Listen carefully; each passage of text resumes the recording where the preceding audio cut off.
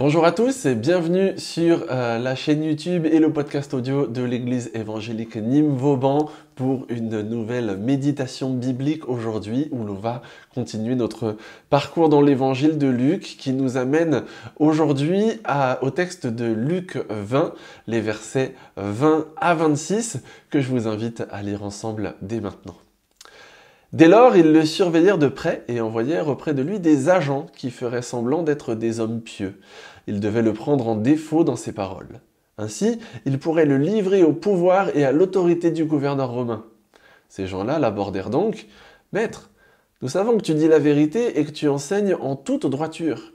Tu ne tiens pas compte de la position sociale des gens, mais c'est en toute vérité que tu enseignes comment Dieu nous demande de vivre. Eh bien, dis-nous, si oui ou non, nous avons le droit de payer des impôts à César. » Connaissant leur fourberie, Jésus leur répondit. « Montrez-moi une pièce d'argent. De qui porte-t-elle l'effigie et l'inscription ? De César. Eh bien, leur dit-il, rendez à César ce qui revient à César, et à Dieu ce qui revient à Dieu. » Ils furent incapables de le prendre en défaut dans les propos qu'il tenait devant le peuple, et décontenancés par sa réponse, ils ne trouvèrent rien à répliquer. Les chefs de la loi ont Jésus dans le collimateur depuis le texte qu'on a lu la semaine dernière, et ils n'apprécient pas la manière dont il les reprend vertement, même à travers des symboles, et encore plus devant le peuple. Ils l'ont dans le collimateur.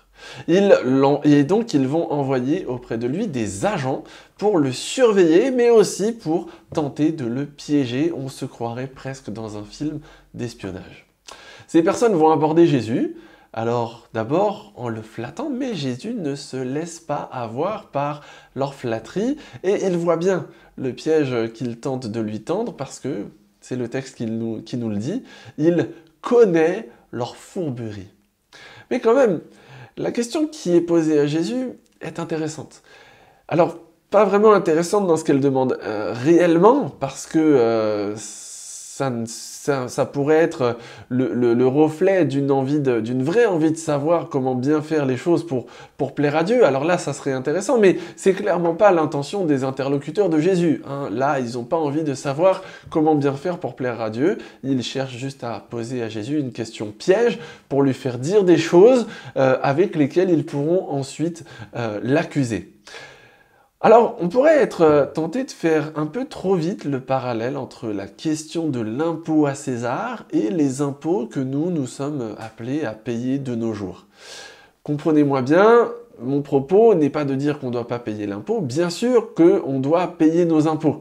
Mais je pense que pour justifier que nous, aujourd'hui, on doit bien payer nos impôts, on aurait d'autres textes plus à mettre en avant que celui-ci. On pourrait par exemple mettre en avant le commandement d'amour du prochain qui vient de l'Ancien Testament, qui est repris par Jésus dans le Nouveau Testament. Aujourd'hui, on paye nos impôts selon nos moyens et ces impôts servent à la société dans son ensemble sur le principe de la solidarité.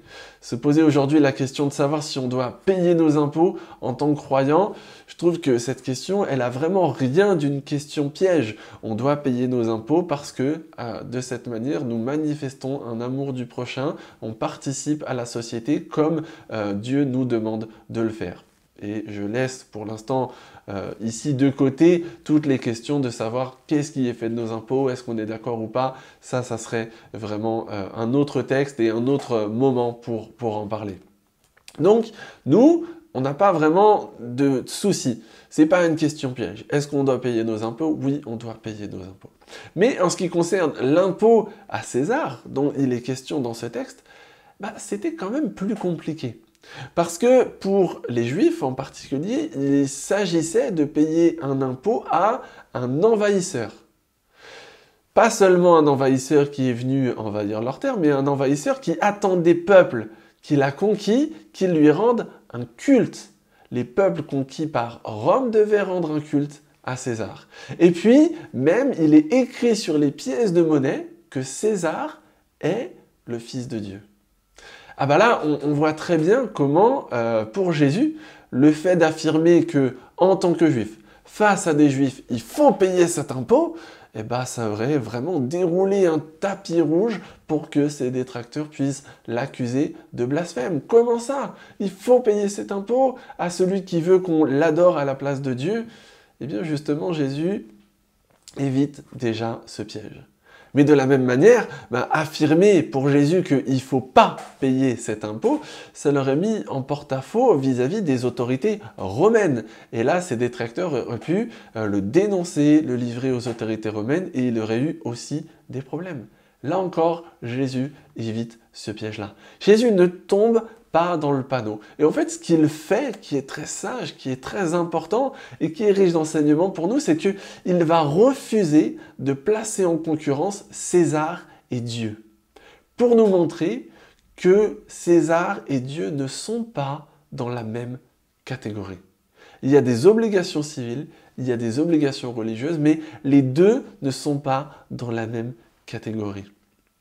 C'est comme si pour Jésus, la question était même un peu futile. Et il le montre par sa réponse. Cette pièce, regardez, elle est à César puisqu'il y a sa tête dessus. Si César veut cette pièce, rendez-lui sa pièce. Et vous, occupez-vous des choses plus importantes. Et là, c'est, je trouve, très important et très intéressant de voir comment Jésus replace les choses. Il y a une obéissance civile, parfois même sur des questions qui pourraient nous poser problème. Il y a une obéissance civile, mais il y a aussi le fait que Dieu et César ne jouent pas dans la même catégorie. Aujourd'hui encore, dans notre vie, Dieu et la société civile ne jouent pas dans la même catégorie. Mais le plus important, je crois, dans ce texte, c'est que Jésus nous invite à ne pas tomber dans des débats futiles, mais nous occuper des choses réellement importantes. Il y aurait eu 1000 questions bien plus importantes et bien plus intéressantes que ces personnes auraient pu poser à Jésus. Des questions bien plus importantes, on en a tout au long des évangiles, posées par des gens qui ont vraiment à cœur de faire bien devant Dieu. Ça, c'est les questions qui doivent nous intéresser. Pas les questions futiles, pas les questions de débats stériles. Voilà, c'est la fin de cette méditation. Je vais vous dire à la semaine prochaine, mercredi prochain, pour retrouver une nouvelle méditation biblique en vidéo sur YouTube et puis en audio sur les plateformes de streaming. En attendant, vous pouvez nous suivre sur les réseaux sociaux, en particulier Instagram. Vous nous trouvez sous le nom Église évangélique Nîmes-Vauban. Vous pouvez vous abonner à la chaîne YouTube si vous êtes sur YouTube ou vous abonner au podcast sur vos plateformes de streaming pour ne pas louper les prochaines méditations bibliques. Et je vous dis à la semaine prochaine.